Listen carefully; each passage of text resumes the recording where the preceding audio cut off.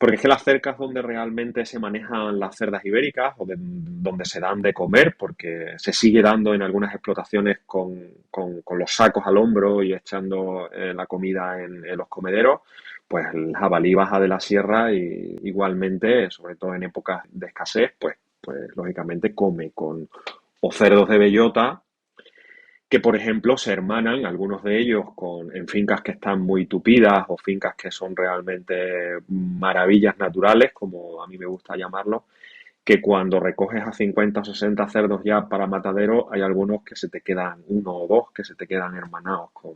El contacto, el que no quiera reconocerlo, es que está diciendo poca verdad y existe. El que no quiera reconocerlo, Rafa, es que no está en el campo nunca.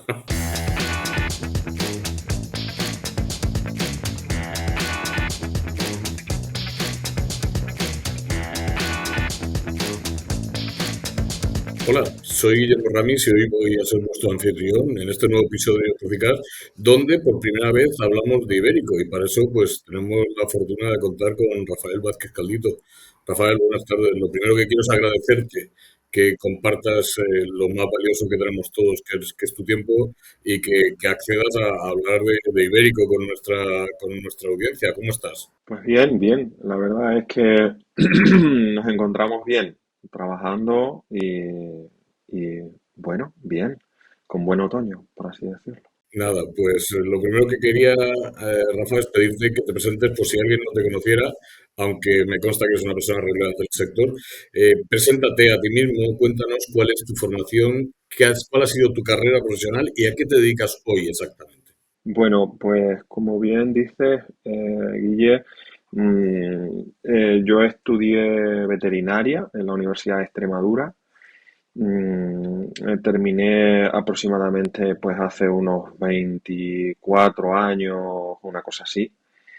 Y justo al terminar empecé ya a trabajar en bueno, lo que se llama comúnmente una distribuidora de medicamentos y de correctores dedicados a la nutrición animal y también, bueno, a lo que es la sanidad de, de todo tipo de especies, aunque siempre, bueno, el porcino siempre me generó muchísima inquietud y ahí estuve aproximadamente como unos 6 años, una cosa así. El trabajo se desarrollaba por toda Extremadura, norte de la provincia de Huelva y de Sevilla, y siempre en ese ámbito, aquí en el oeste de España, y también un poco en la zona del Alentejo portugués.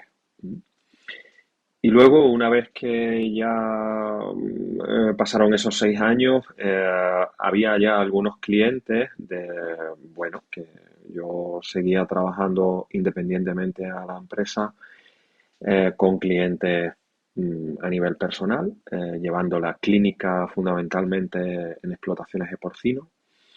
Y di el paso a ser veterinario autónomo y constituí bueno, la empresa, una pequeña empresa que se llama Servacal, Servicios Veterinarios.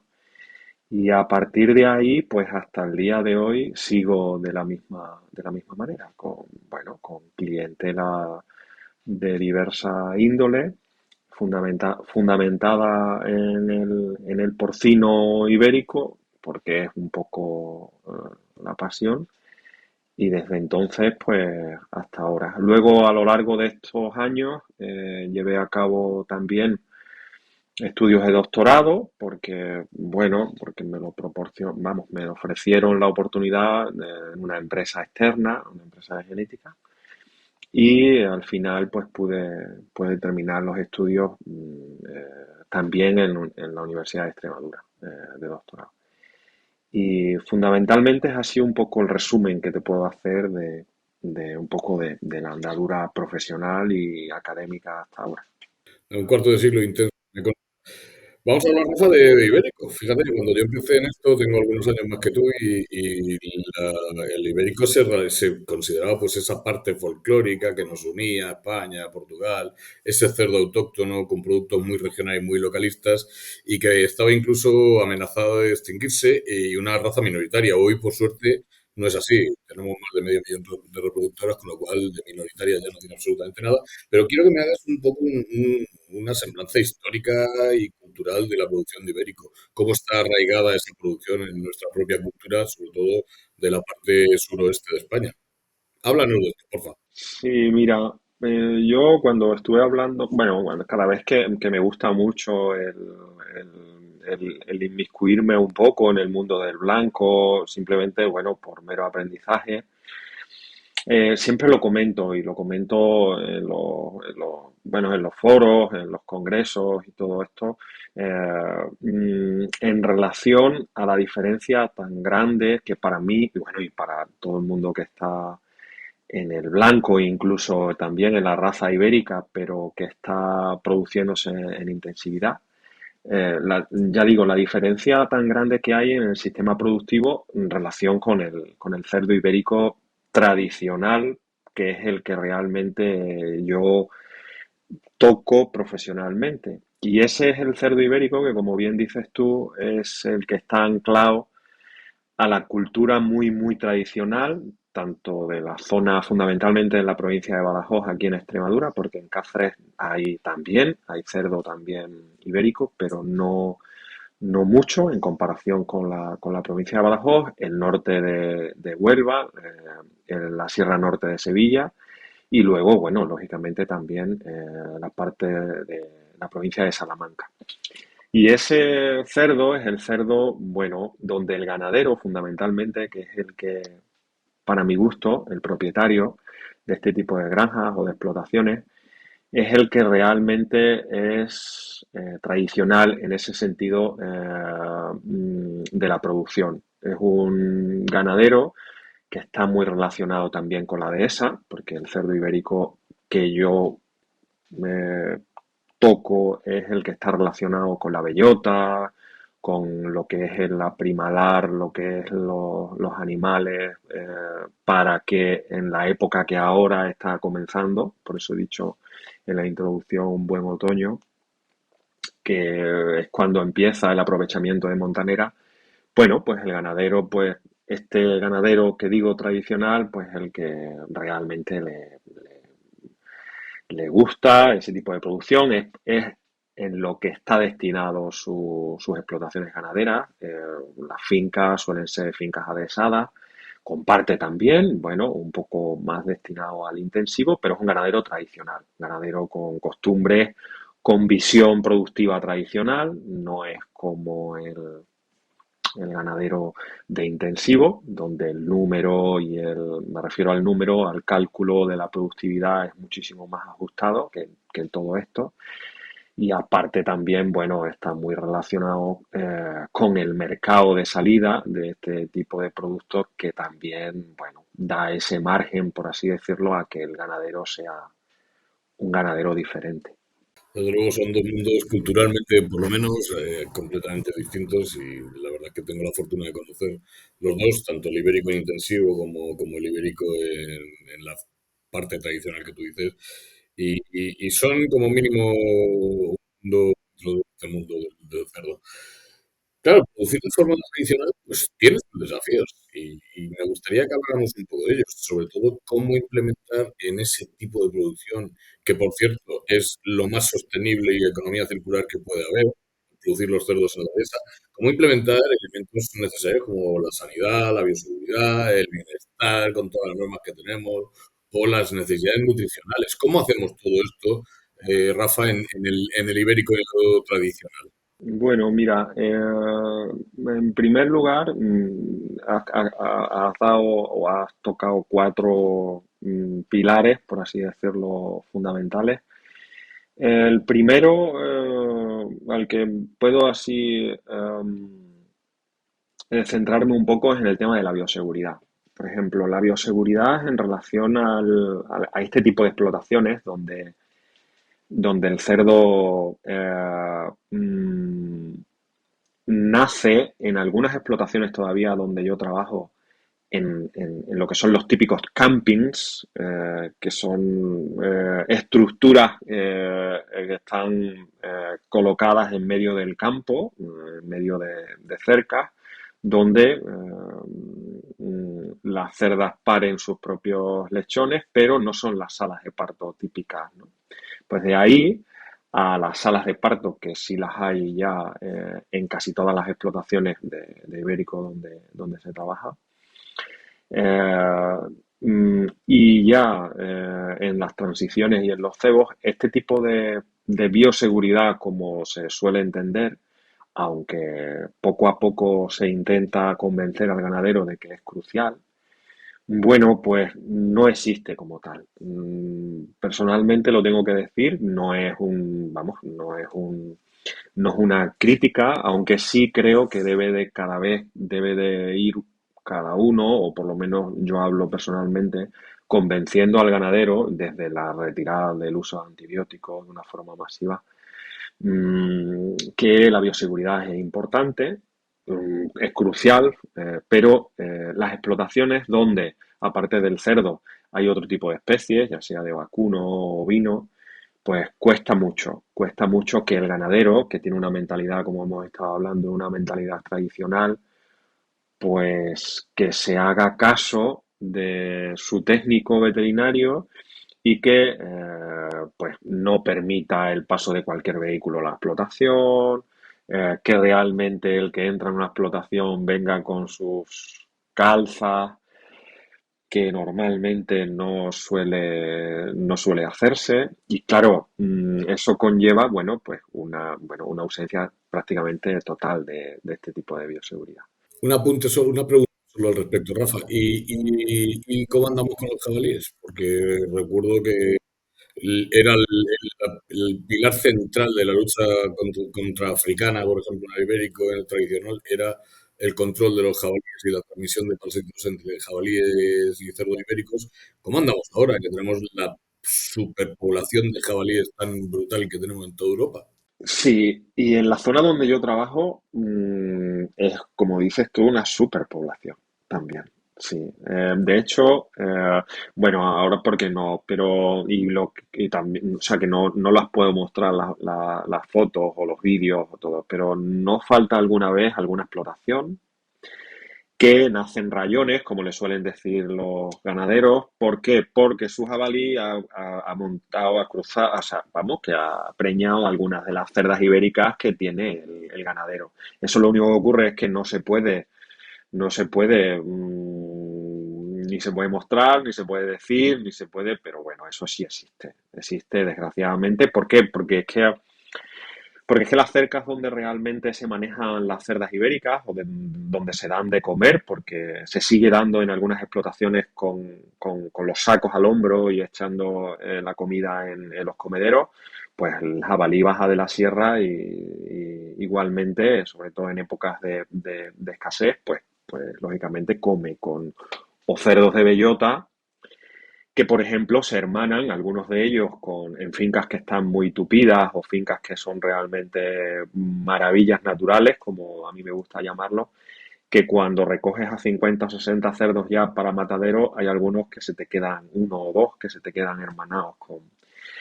El contacto, el que no quiera reconocerlo, es que está diciendo poca verdad y existe. El que no quiera reconocerlo, Rafa, es que no está en el campo nunca. No, es así. O sea, el jabalí, hombre, se intenta, pero es que es muy complicado.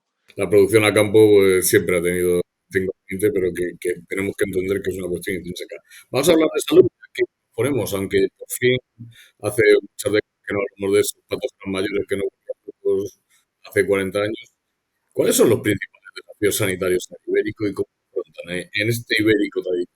Bueno, los desafíos sanitarios son, imaginaros, pues más o menos ya, vamos, tú ya te haces, pero un poco la gente que lo escuche, la conversación es un desafío sanitario muy grande en el sentido de que al no haber bioseguridad, al haber muchísima no, pero sí es cierto que la población, por ejemplo, tanto de pájaros, de roedores, de, bueno, todo tipo de insectos, no está controlada. Entonces, pues ya no solo eso, sino también con la disminución del uso de antibioterapia, y sobre todo también de antibióticos y de premezclas para el pienso, que también daba mucha ayuda en los destetes, pues entonces la situación sanitaria es más problemática, o por lo menos a priori es más problemático que en ambientes más controlados, ¿no? Entonces, mucho Streptococcus suis cuando realmente los animales están en su destete, o sea, en las salas de destete y en esas salas de destete que ya salen también a la tierra, porque aquí hay tierra, una vez que, después del SLA, el mundo es tierra, ¿no? Entonces, bueno, pues Streptococcus suis, la ileitis es una, bueno, yo como le suelo decir, pues hay veces que me pregunta la gente, en algunos ganaderos o algunos, bueno, gente de prácticas que está, oye, Rafa, y es que fulano dice que, bueno, el que dice que no tiene ileitis es porque realmente no lo ha controlado o no lo ha mirado, pero ileitis en ibérico, igual que la disentería, es prácticamente ubicua. ¿Por qué? Porque en la tierra no se puede llevar a cabo. Esas son un poco la desinfección esas son un poco las luchas continuas. Y luego yo personalmente tengo a raíz de también de cuando del PRAN, que no lo critico, sino simplemente que es que hay que trabajarlo con el ganadero fundamentalmente. El tema de la leptospirosis en reproducción, eso es en ibérico a la par que, por ejemplo, la Salmonella cholera suis, esas dos bases sanitarias son, bueno, las explotaciones han hecho y siguen haciendo muchísimo daño. ¿Por qué? Porque no se puede controlar todo lo que podría prevenir, por así decirlo, este tipo de situaciones. Y bueno, y luego ya a partir de ahí, pues todo lo que se pueda imaginar, y no es ponerlo en negativo, porque el único animal o el único tipo de orientación que tiene muchísimo menos problemas es la bellota. El cerdo de montanera, ese sí que, exceptuando con problemas de mal rojo, ese tipo de cerdo normalmente no tiene ningún tipo de, bueno, y controlando también el tema parasitario, que también, pero lo demás, y ya con esto termino lo que me has preguntado, lo demás ya, APP,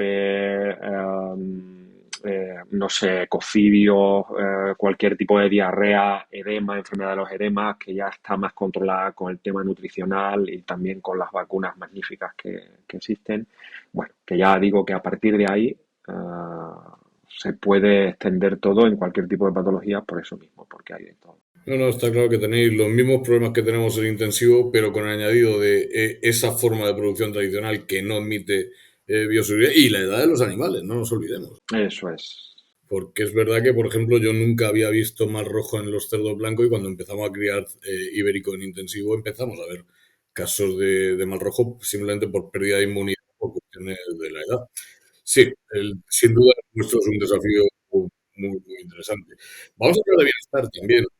Al principio tengo un poco un listado de las cosas que me gustaría que tengamos y el bienestar no deja de ser algo que preocupa, sobre todo porque muchas veces las leyes de bienestar no están hechas pensando en un tipo de producción como la del ibérico. ¿Qué ventaja y qué desventajas tiene el ibérico tradicional con respecto a la legislación de bienestar que nos impone la Unión Europea? Sí es cierto, y yo, bueno, igualmente que desde que he empezado, Guille, a hablar contigo en la conversación, soy muy sincero. Mira, en las explotaciones de ibérico tradicional con el propietario tradicional o las empresas tradicionales en cuestión de mentalidad y bueno, y afortunadamente de mantenimiento de esa tradición, porque me parece importantísimo. Vamos un poco de la mano y afortunadamente de la administración que hay autonómica en este sentido, en el sentido del bienestar animal. ¿Por qué? Porque a la vez que, bueno, la verdad es que me enorgullezco mucho de la gestión que lleva el Servicio de Sanidad Animal en la Administración Autonómica nuestra, la verdad. ¿Por qué? Porque se hace un poco partícipe de la tradición del propio ibérico. Vamos a ver, con esto quiero decir no es que se permitan o que se tengan que castrar las cochinas, como realmente la gente se puede llevar las manos a la cabeza, pero por así decirlo, un sistema productivo donde cuesta mucho que haya una castración química dentro de los protocolos, por así decirlo, que los ganaderos o los empresarios pues destinen a sus animales. Cada vez más, ¿eh? Cada vez más. Y siempre haciéndole ver al ganadero de que hay que ir evolucionando porque las leyes pues se van también necesitando en lo que es el ir acomodando las explotaciones a ellas. Pero bueno, pero la administración sí que está, es lo que por lo que me enorgullezco, está de la mano del ganadero y del técnico. Siempre. En ese sentido siempre lo he mirado. Yo por lo menos lo hablo de mí, siempre que con honestidad y que realmente se intente hacer todo lo posible. Pero las cerdas en algunas explotaciones se siguen castrando, aunque ya digo que ya se va tendiendo mucho más a la castración química en la mayoría de los lugares. El corte de colmillos, que es bueno, una costumbre que no hay, porque ya no es el propio ganadero, sino los propios porqueros, los propios encargados de las granjas, no conciben que, aunque se lo diga, no corten ni colmillos ni rabos, porque... Pero bueno, sí es cierto que se está adaptando todo. Cuesta mucho, porque la verdad es que cuesta mucho ese cambio de mentalidad, pero poco a poco sí, igualmente que en el uso de antibioterapia, de los antibióticos, pues también va cambiando todo. Mira, y ante el bienestar animal también creo que es muy importante, casi no solo todo esto que estamos hablando, sino también el tema de las infraestructuras, Guille, porque para mí es una asignatura pendiente del ganadero. Hay muchas veces que nos centramos, y yo soy el primero, en manejo sanitario, pero relacionado con el bienestar animal, y no nos damos cuenta del frío que pasan nuestros ibéricos. ¿Por qué? Porque las infraestructuras son también muy ancestrales en algunos sitios y ahí sí que yo tengo un caballo de batalla bastante serio con el ganadero, que el ganadero también tiene que hacerse a la idea de que el ibérico, aunque sea un animal rústico, pero oye, que las producciones cambian si las condiciones ambientales cambian también. Eso que me hace gracia cuando estamos hablando bueno, cuando todo el mundo, pues, las corrientes de aire en las salas de parto y todo esto, a mí eso me llama la atención mucho. ¿Por qué? Porque en el ibérico es como un poco, entre comillas, ciencia ficción. Y tiene su parte totalmente positiva, que no existe otro tipo de animal donde la producción sea la norma de calidad. Pero claro, pero hay que tener en cuenta que la infraestructura hace que el animal, pues, tenga su acomodo también y que eso se vea también en su bienestar. Pues fíjate, Rafa, que esto de vivir al aire libre y pasando frío, como tú dices, mucha gente, mucho consumidor lo percibiría como algo muy positivo. Estoy de acuerdo contigo totalmente, ¿eh? Solo una pequeña aclaración para nuestra audiencia, para quien no esté familiarizado con el ibérico. Rafa habla de castración de cerdas porque en ibérico, además de los machos que al llegar a la pubertad pues pueden darle sabor y olor sexual a la carne, las cerdas ibéricas también se castran cuando son lechoncitas porque desde el momento en que empiezan a ciclar en la puerta pues es una pérdida productiva muy grande. Cada celo que tenga la cerda, pues serán 2 o 3 días que deje de comer. Y esto, pues, es uno de los principales problemas con relación al bienestar, porque se sigue haciendo, en muchos casos, castración quirúrgica. Vamos a cambiar de registro, Rafa. Vamos a hablar de nutrición, porque si hay algo que sí que es diferente en el ibérico con respecto a los blancos, es la nutrición. Y luego hablaremos del producto, porque creo que las dos cosas más claramente diferenciadas con respecto al cerdo precoz blanco. Vamos a hablar de nutrición de ibérico, vamos a hablar de microbiota, vamos a hablar un poco de cuáles son las grandes diferencias con respecto al blanco precoz.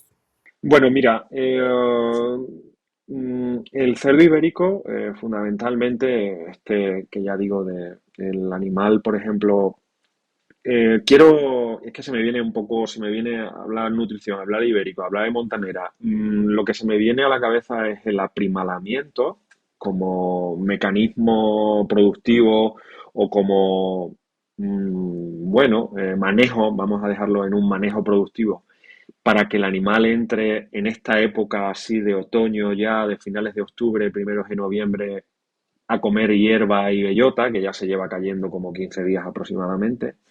Ese aprimalamiento de restricción alimenticia, y luego ya hablo a nivel general un poco si quieres de alimentación, caracteriza mucho a lo que es no el cebo de campo, que es una de las tres categorías que tiene el ibérico en norma de calidad, sino fundamentalmente al cerdo ibérico de montanera. Y eso conlleva una serie de trastornos, entre comillas, en los animales, que eso sí que hay que también saber manejarlos por parte del ganadero, porque claro, tener pasando hambre a un animal durante mucho tiempo, eso genera un estrés, como todo el mundo sabe, mejor que yo, y aparte de eso, pues a raíz de ese estrés, pues ya no solo problemas patológicos, sino ya simplemente a nivel nutricional también, porque esa disminución de nutrientes conlleva, bueno, pues problemas también a nivel orgánico en el propio animal. O sea que el aprimalamiento ya en sí es una característica muy grande del cerdo de montanera, por así decirlo. Y luego la nutrición en general es una nutrición muy parecida, lógicamente, a la nutrición del cerdo blanco o del cerdo intensivo ibérico. Lo único que ocurre es que el sistema de alimentación, si es cierto que puede, salvo el cerdo de montanera, que se raciona siempre hasta que llega a la montanera, racionar es lo que todo el mundo se puede imaginar, darle una ración, no a tolva. Eh, el otro tipo de cerdo, el cerdo de cebo de campo, hasta que sale al campo, cuando ya tiene el tiempo suficiente, pues es un cerdo comiendo en tolva. El tema de la nutrición es prácticamente igual, lo único que ocurre es que los índices de reposición no tienen nada que ver ni con el blanco ni con el ibérico intensivo y es una reposición, por así decirlo, que no está controlada. Está controlada en muchísimos cerdos dentro de norma de calidad, pero en el grueso el ganadero no controla esa reposición. Ya digo, es muy parecida a la del cerdo en intensivo, lo único que ocurre es que, bueno, bueno, como característica, pues tiene mucho de eso, mucho de falta de control de esa reposición que con lo que lleva. Quizás sea porque los márgenes luego de venta son grandes en relación a otro tipo de producciones intensivas.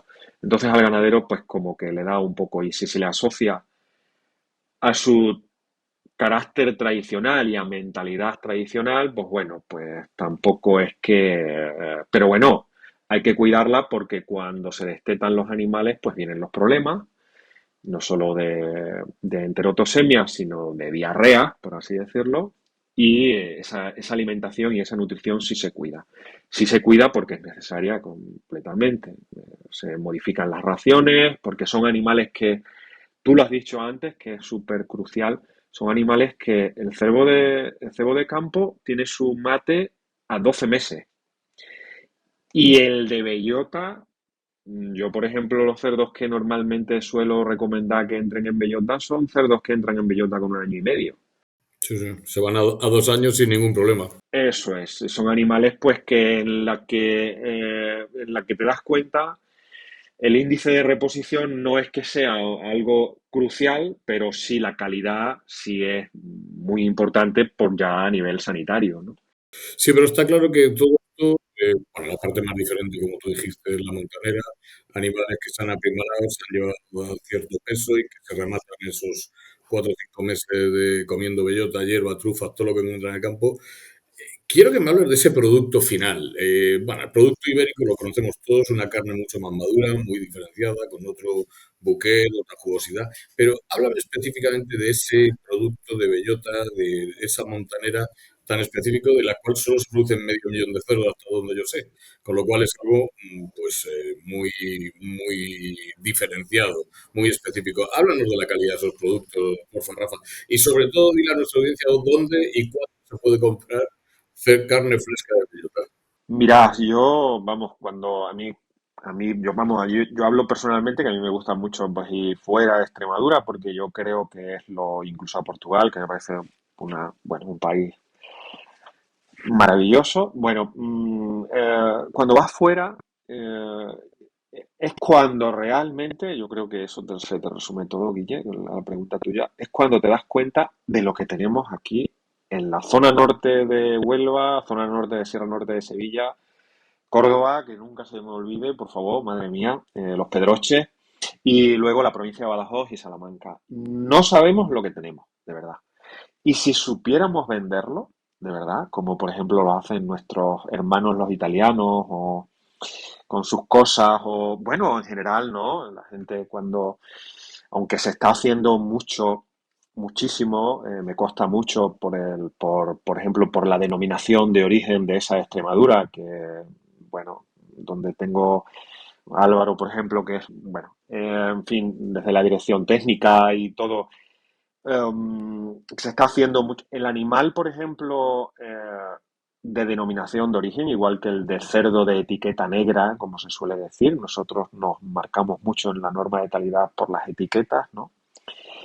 Pues ese debería de valer, pero realmente no porque por mi deseo, sino por la calidad, debería de valer 3 o 4 veces más de lo que vale en el mercado. ¿Por qué? Porque es un producto que es que tú mismo lo has dicho, hay muy pocos animales en comparación a lo que realmente hay en raza ibérica. Y cuando vas a, no sé, por ejemplo, cuando viene alguien de Madrid, viene alguien de Barcelona, y viene aquí, que no tiene nada que ver con el campo, ¿eh? Gente por ejemplo, de negocios, que, en fin, no sé, de empresarios, ellos quieren comer jamón. El otro día estábamos cenando nosotros en un restaurante aquí en Badajoz que venían unos amigos de Madrid, que por ejemplo son de Madrid, y lo que querían era comer jamón de bellota. En fin, con esto quiero decir que no solo el producto curado, sino la carne fresca de ibérico, y sobre todo ibérico, ya digo, de cebo de campo y de bellota, marca mucho la diferencia, más que nada porque realmente no hace falta que lo diga yo. El problema es que no sabemos, hay veces que no sabemos ni lo que tenemos, estamos tan acostumbrados, bueno, pero vamos, ya digo que la calidad es, por así decirlo, bueno, podríamos estar hablando del lomo doblado, no debería de ser yo, sino los industriales amigos que muchos de ellos, no se nos olvidemos, muchos de los industriales son ganaderos también, o sea, cada vez van ya, pues lógicamente teniendo sus fincas y produciendo porque tienen el círculo completo y porque realmente, pues, bueno, porque ven que es un poco el marcar la diferencia lo que, bueno, lo más importante. Desde luego es la única forma de mantenernos sin integrarse, sin tener producciones donde la dehesa siga manteniéndose, donde el bienestar animal siga en boga y no sé, yo creo que hay que defender esa calidad. Totalmente. Yo debo decirte que cada vez que voy a Extremadura, a Badajoz, busco carne fresca congelada porque la hay, muy buena en sitios cuyo nombre no diré, pero en un pueblo como Los Santos de Memona puedes Sí, sí, encontrar sí, sí. carne congelada muchos meses después de que se acabe la bellota. Pero claro, el problema del fresco es que dura lo que dura. En marzo se empiezan a sacrificar animales y se sacrifica todo. Ahí sí que encuentras fresco, fresco, pero luego hay muchos buenos industriales y carniceros que congelan y es una carne con una calidad excepcional. Bueno, yo no puedo volver a mi casa de Badajoz sin traer fresco de bellota porque mi mujer no me deja entrar. Esto es una realidad. De hecho, por ejemplo, tú estás comiendo en Barcelona, no sé, ahora yo, por ejemplo, he estado hace poco y cuando estás en un, no sé, en un restaurante, bueno, es que, ¿de dónde eres? Tal y cual, ¿no? Mira, soy de Badajoz. Madre mía, sí, o sea, que el propio, o sea, que es una, o sea, llama la atención no, sino que no voy a descubrir nada, ¿no? Pero no solo en Extremadura, sino ya digo, Salamanca, Córdoba y la Sierra Norte, tanto de Huelva como de Sevilla, que es donde está más la dehesa, ¿no? Totalmente cierto. Rafa, estoy disfrutando contigo muchísimo. Lo que pasa es que el tiempo se nos acaba. Sí es verdad que como eres el primero en hablar de ibérico y vas y hablando además de ibérico tradicional, te hemos emplazado para hacer dos podcasts, con lo cual vamos a continuar sin duda en otro episodio con nuestra conversación, porque nos falta, ya hemos visto cómo es la realidad, cómo es la actualidad, cómo es el pasado, pero nos falta ver cómo es el futuro que necesita el ibérico tradicional y eso lo vamos a abordar en otro podcast. Para despedirnos, te voy a pedir lo que le pido siempre a nuestros invitados, Rafa, que es que nomines a alguien del sector que a ti te gustaría que le hiciéramos un podcast como el que estamos haciendo contigo. Pues,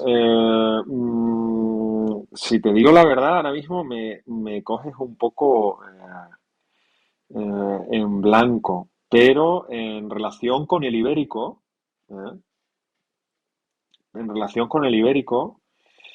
yo tengo bueno, un amigo que realmente es un técnico que yo creo que merece mucho la pena su opinión. Y él se llama Jesús Santiesteban Moreno, la verdad. Pues me lo apunto, no te quepa la menor duda. Y hombre, y la verdad es que siempre, yo lo que pasa que, bueno, es muy amigo mío, ¿no? Pero es un profesional como la copa de un pino. Y aparte es una persona muy seria, es una persona que lleva muchísimas montaneras también. No sé, podría llamaros o mencionaros muchos ¿no? compañeros, ¿no? Pero no sé, se me ha venido a la cabeza porque conlleva mucho y no sé, puede dar un buen, un buen, no sé, tiene un sexto sentido un poco del campo, porque lo lleva viviendo desde siempre, el campo de dehesa, y luego, lógicamente, claro, a nivel profesional, pues tiene mucho trato y luego tiene esa mezcla también de gestión de producción que, que yo creo que sería interesante. Pues sin duda, créeme que vamos a invitar a Jesús para que hable con nosotros antes o después. Rafa, muchísimas gracias. Te agradezco muchísimo en el nombre, en nuestro nombre y en el de nuestra audiencia que nos hayas querido prestar este tiempo y este conocimiento que has compartido con nosotros y que sin duda, pues creo que le va a despertar a mucha gente las ganas de conocer más el ibérico tradicional. Te emplazo para un siguiente episodio y seguimos hablando. Muchísimas gracias, Rafa. Cuando queráis. Muchísimas gracias a vosotros siempre.